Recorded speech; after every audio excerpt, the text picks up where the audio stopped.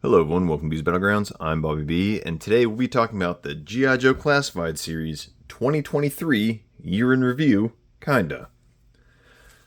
So, 2023 was a insane year for the GIJoe Classified Series. They went out, they went all out, pedal to the metal, guns blazing, whatever term you want to use. There were some hiccups along the way, as with everything, but let's kind of jump into this here. So, starting out in January, we saw the release of the Tiger Force, what was it, Recondo, Bazooka, and the Python Patrol Officer, who's actually pictured here. It was a decent outing. I fell in love with that officer setup with the Trooper gauntlets, Trooper torso, and the web gear. I hope our blue shirts are this moving forward, just the simple web gear and everything. So I'm definitely a fan of the Python Patrol Officer V1, if you would. February we saw a ton of renders. They had the GIJoe Day, the day it aired on TV and everything, and I think there was a Star Wars fan stream, and then a Marvel Legends fan stream, and then you have Classified Series. The team just pumped out, digital render after digital render, like 2 every hour, and it was amazing. It took the collector community by storm. It definitely was throwing some elbows and everything. We saw throughout the year a total of 65 releases. With that count, that includes like the Valkyrie set counts as 2, the Crimson Strike team counts as 3, the repaints and stuff like that. It includes every figure US released in 2023, with the exception of Night Force Tunnel Rat and Mutton Junkyard. Both of those videos are on my channel. I did get them in 2023. However, I'm just considering them the 2024 allotment.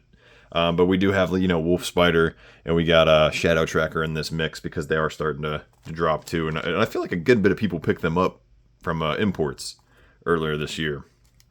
Out of those 65 releases, mainline and fan channel are going to be combined here for 24.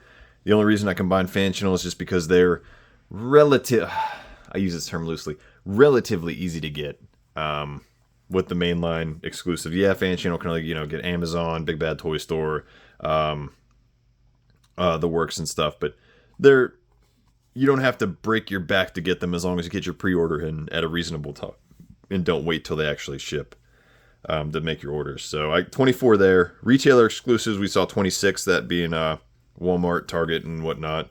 And then just general exclusives like Hasbro Pulse, Comic Con, Pulse Con, etc. was 16. So again, 65 releases. We got 24 mainline / fan channel, 26 retailer, and 16 exclusive. 65 figures is a lot of damn figures. There's not a whole bunch of the Jazzwares Call of Duty line saw 3 figures. Valaverse had high teens, I think. Monster Force ended up being delayed, so we those figures didn't even come out this year. So yeah, I mean, I get it. Hasbro's a bigger company. Yeah, and look at these figures in front of you. I think there's 22 figures here in front of you. 3, 6, 9, 12, like 24-ish figures maybe standing here in front of you. And, 24 out of 65. So that's, a third? Less than a little more than a third. A little more than 33%. So, a third of the figures are right here in front of you. And it was just, I'm not saying these are the best of the best, but these are some of the pretty solid ones, in my opinion. And then with all the highs of getting 65 figures, we had a plethora of QC issues. From horrible weapons to the plastic being horrible. We got arms popping off figures right out of the box. We got figures with their arms already detached in the box. And then we got the plastic-free packaging, and then that led to plenty of figure swapping. I made it almost the whole year. I tried to get a grunt from a Black Friday deal, and I got some crunched up water bottles instead. So if that happened to you, I'm sorry. Hopefully you're able to get it returned, to get your money back, all that stuff.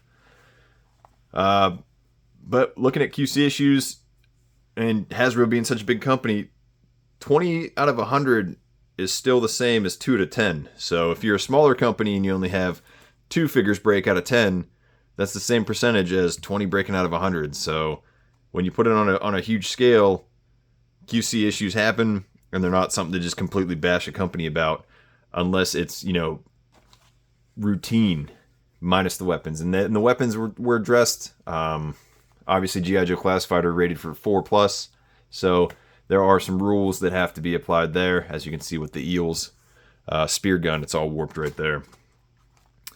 We also saw some interesting concepts. We got a new Baroness, and then the new Baroness head doesn't fit on the old Baroness body. So you got that issue. You got hands not fitting in the same peg holes. There's just not a universal fix, or not a universal swap. So hopefully that'll be something we see down the future. But let's dive into some of this shenanigans here. So obviously, if you guys watched the Toy Kind of Mood stream, you guys know my top 5. A couple honorable mentions. Obviously, these are some of my favorites from the year. But out of 65 figures, it's kind of hard to narrow it down. You're picking and choosing. You're looking at one. You're like, yeah, this is definitely it. Then you see another one. You're like, oh, well, he's kind of better. But some honorable mentions before we get into my top 5 real quick. It's going to be Shooter. Just an all-around awesome character. New figure, or a newer character. You could argue she was in the OG. She's the OG number 14, and then you're like, oh no, Shooter was killed in the comics in the Marvel run. That's a different Shooter, and there's always some guy out there like that. But she's OG number 14 in my book. No reason to argue it. Awesome figure. That sniper rifle, something else though. Scrap iron. We got the drone. We started to see the incorporation of more vehicles this year besides just the motorcycles. We got the trouble bubbles. We got the drones. Obviously, we got the Hiss tank.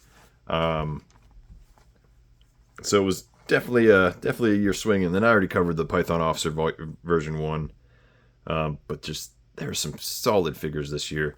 We also got some hiccups. We got Chuckles, a character that's phenomenal, and they massacred him. They massacred my boy. You read that Last Laugh comic, and you're like, Chuckles is a badass Joe. He's awesome. And then you just know there was some bigwig sitting at that table, and it's like, oh, he's in a Hawaiian shirt. Let's give him a Hawaiian lei that we can only use once. That'll be funny. Let's put him on vacation. And you're like, that's not why he wears the Hawaiian shirt. He wears the Hawaiian shirt because it's his character. He's not on vacation all the time. And it's just, some bigwig ended up causing that to be they hurt him. They hurt him. Anyways, get off my soapbox here. Jumping into my top 5. We got Ripper at number 5. How could you not say it's an awesome figure? That head sculpt. We got the gear. Just killing it. Killing it.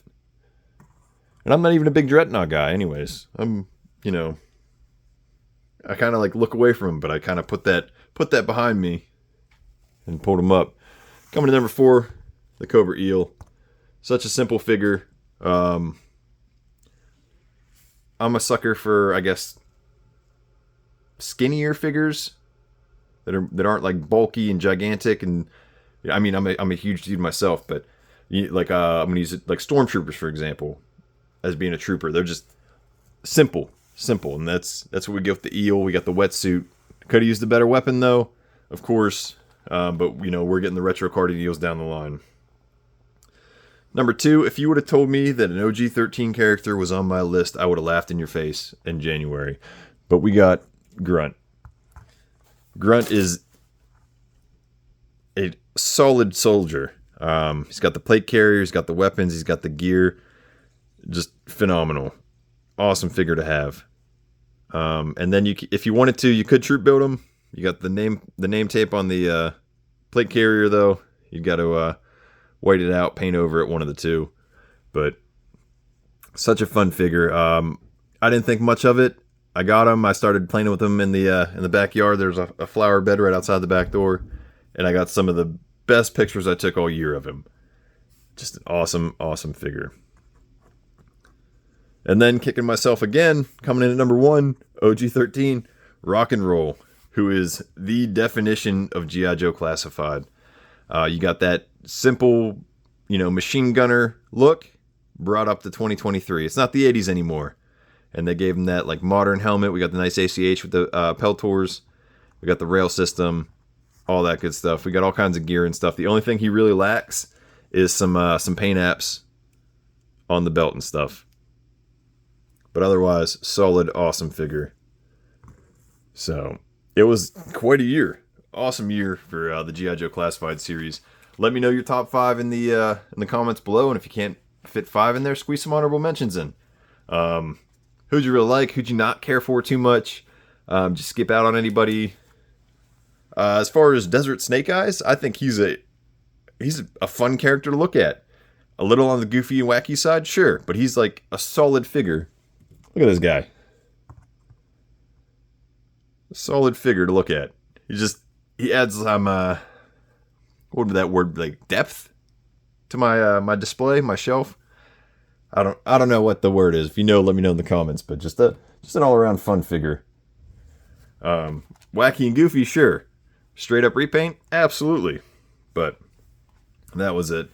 And then moving forward, I hope that we see an increase in marketing. There was definitely a lack of marketing for the Classified series. Sure, it didn't really need it, but at the same time, we got all these leaks of figures and stuff, and that's like we were doing the marketing for them. And I mean, don't they pay people to do that kind of stuff? So I don't know. I'm hoping we see maybe some more fan streams. There wasn't too many of them, a handful of them here and there. And then instead of jamming all the digital renders into the fan streams, maybe we could spread those out to like every couple weeks we get some digital renders or something. Kind of space it out a little bit. Hopefully they get that GIJoe website up and running. Hopefully we see a revamp in the file card system or the character attributes. And then I don't know, maybe we'll see some media down the line. I know we got the new comics starting here with was it Duke's getting his own run and Cobra Commander's getting their own run. So I don't know. We'll see what the future holds. But that's it. That's your GIJoe Classified Series 2023 year in review, kinda. So let me know down below what you think. Who you picked up, who you skipped out on. We had some great figures. We had some rough figures. We had some should have been fantastic figures. Like Outback was towards the top of the list, but we got that goofy two-toned elbows, and then his face just didn't carry that same characteristic level that we got with the Tiger Force one, which is a shame because Tiger Force Outback was my number 1 figure of 2022, with Viper being 21 and Destro being 20. So who were your past top figures from the Classified series? Let me know in the comments below. That's it. That's all I got for you guys. You guys know the deal. Till next time, load up, grab your kits. See you on the battlegrounds. And I'll see you in 2024. Happy New Year, everybody.